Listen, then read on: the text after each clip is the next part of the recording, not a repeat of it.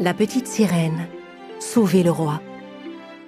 Il était une fois le prince Édouard et son épouse la sirène Ariel, qui naviguaient ensemble sur un bateau aussi rapide que le vent. Tu vois, glisser sur l'eau, c'est ce que je préfère avec le bateau. Édouard et Ariel partaient souvent naviguer ensemble pour explorer des endroits que personne n'avait jamais vus. Au fin fond de l'océan, la sorcière des mers Vega cherchait une fois de plus un moyen de prendre le royaume bleu des mers à son frère, le roi Poséidon. Son serviteur, le serpent à 2 têtes, s'approcha de la perle de cristal de sa maîtresse et l'effleura d'une de ses têtes. Aussitôt, la perle magique lui montra tout ce qui se passait à la surface de l'eau. « Venez voir, Votre Altesse. Ariel et Édouard, ils sont partis en voyage. » Vega s'approcha à son tour de la perle pour voir. « Serpent, combien de fois t'ai-je dit de ne pas t'amuser avec ma perle de cristal? Tant qu'ils se trouvent sur la mer, je peux leur faire subir tous les malheurs. » Et si vous détruisiez le royaume terrestre, Votre Altesse? La sorcière des mers réfléchit un instant aux paroles du serpent. Bien sûr, si je détruis tous les pays terrestres du monde, Ariel restera en mon pouvoir et nous verrons combien de temps les humains pourront survivre sous l'eau. Vega pensa qu'elle tenait là le meilleur moyen de devenir la reine des mers et de s'emparer du royaume de son frère. Sans perdre de temps, elle nota sur une feuille d'algue la liste des choses dont elle avait besoin pour mener à bien son terrible plan. Ma chère petite sirène, tu ne me connais pas. Je suis Vega et sache que ma haine toujours te poursuivra. Toi, mon fidèle serpent, surveille Ariel et son père le roi. Oh, ne me déçois pas.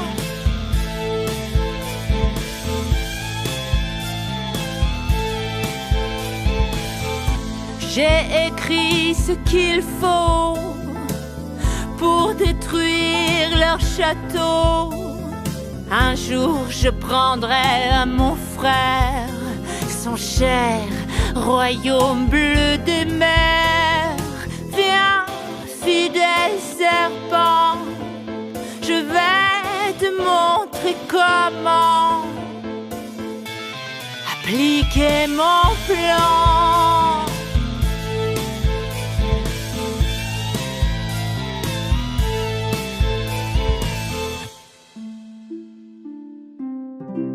À bord du bateau, Ariel était dans sa cabine et écrivait son journal.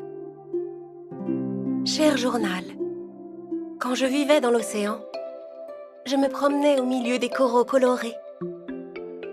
Je jouais avec les hippocampes. Je chantais pour les coquillages. Puis je dessinais toutes les belles choses que j'avais vues. Tout ça me manque. Tandis qu'Ariel écrivait, elle entendit les voix de l'équipage sur le pont. « Terre! Terre! Je vois une nouvelle terre à l'horizon !» Ariel fut ravie d'entendre cette nouvelle. Elle s'apprêtait à aller rejoindre le prince Édouard quand son ami Ringo le goéland apparut juste derrière sa fenêtre. Ringo était tellement agité qu'il essayait d'entrer sans se rendre compte que la fenêtre était fermée. Il essayait désespérément d'entrer par la fenêtre et Ariel alla vite lui ouvrir. « Ringo, bonjour mon ami. Tu sembles contrarié, quelque chose ne va pas ?»« Ma princesse, ma chère Ariel, ton père, le domaine, les terres, tout cela sera bientôt détruit. » Qu'est-ce que tu veux dire, Ringo? Comment ça pourrait être détruit? Ringo et la petite sirène se précipitèrent sur le pont du bateau. Ringo se posa sur le poste d'observation pour lui indiquer la direction, puis raconta à Ariel que son père le roi Poséidon avait été capturé et que tous les pays terrestres s'étaient mis à disparaître un à un. Si on ne trouve pas une solution, ce bateau aura bientôt disparu. Et avec lui, tous ceux qui ne peuvent pas vivre dans la mer. Oh non! Ce serait vraiment terrible, on ne peut pas laisser faire une chose pareille. À cet instant, Ariel remarqua la présence du serpent à 2 têtes qui nageait à la surface et épiait leur bateau. C'est encore un sale tour de cette vilaine sorcière des mers. C'est Vega, j'en suis certaine. Il faut que je retourne au fond de l'océan et que j'arrête cette sorcière. Le prince Édouard vit les terres qui les entouraient disparaître peu à peu devant lui. Il aurait voulu accompagner Ariel, mais il ne pouvait pas abandonner son bateau et son équipage. Alors il se décida à la laisser partir. J'aurais tellement voulu venir avec toi, mais je sais que tu vas tous nous sauver, Ariel. La courageuse sirène alla à l'avant du bateau et siffla pour appeler son ami. Du fond de l'eau, Dolphy, le petit dauphin, entendit le signal et nagea jusqu'à la surface. Quand Ariel l'aperçut, elle plongea dans la mer pour le rejoindre. Au contact de l'eau, ses jambes disparurent et elle retrouva sa queue de sirène. Dolphy, allons trouver Vega. Alors qu'Ariel et Dolphy nageaient vers la grotte, la méchante sorcière était occupée à présenter son plan maléfique à son pauvre frère, le bon roi Poséidon qu'elle avait capturé. Si tu ne me laisses pas le royaume bleu des mers, ta précieuse fille Ariel, son cher prince et tous leurs amis humains périront dans l'océan.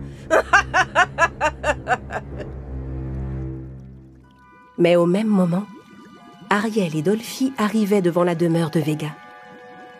Dolphy n'était pas rassuré, mais il rassembla tout son courage pour détourner l'attention du serpent qui gardait l'entrée. Excusez-moi, je crois que je me suis perdue. Je cherche le chemin du parc d'attractions de l'océan. Un parc d'attractions? Il y a un parc d'attractions par ici? Ça alors? J'en ai jamais entendu parler. Où est-il? Je veux y aller aussi. Ah oui? Eh bien, venez. C'est un endroit tellement amusant. Tandis que Dolphy distrayait le serpent, Ariel se faufila à l'intérieur. Elle vit son père qui était ligoté. Puis elle aperçut le trident magique du roi et les potions de la sorcière rangées juste à côté.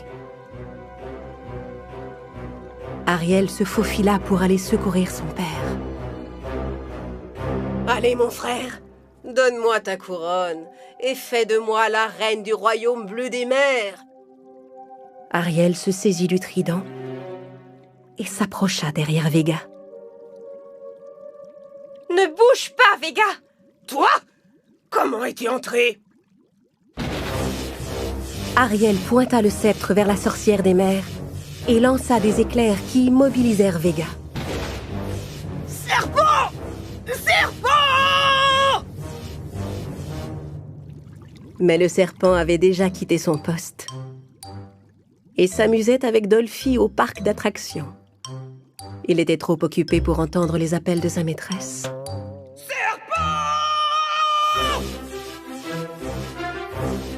La petite sirène délivra son père et lui rendit son trident.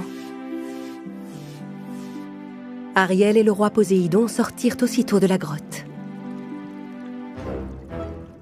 Le roi s'apprêtait à sceller la grotte pour toujours. Père, attends, on ne peut pas partir d'ici avant d'avoir rompu le sort.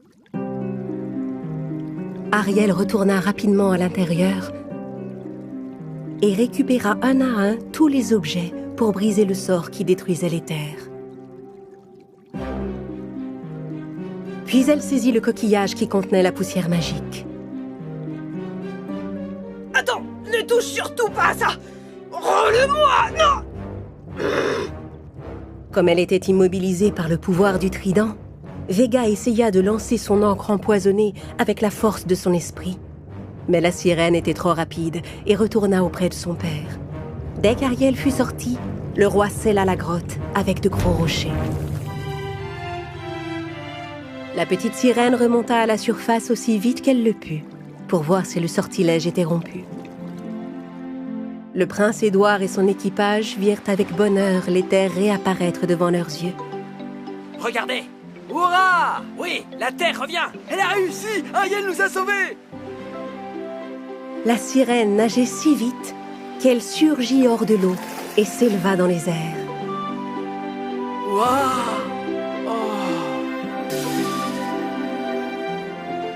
Puis elle retomba doucement sur ses deux jambes sur le pont du bateau et s'avança vers son époux. Oh, ma princesse, tu as réussi.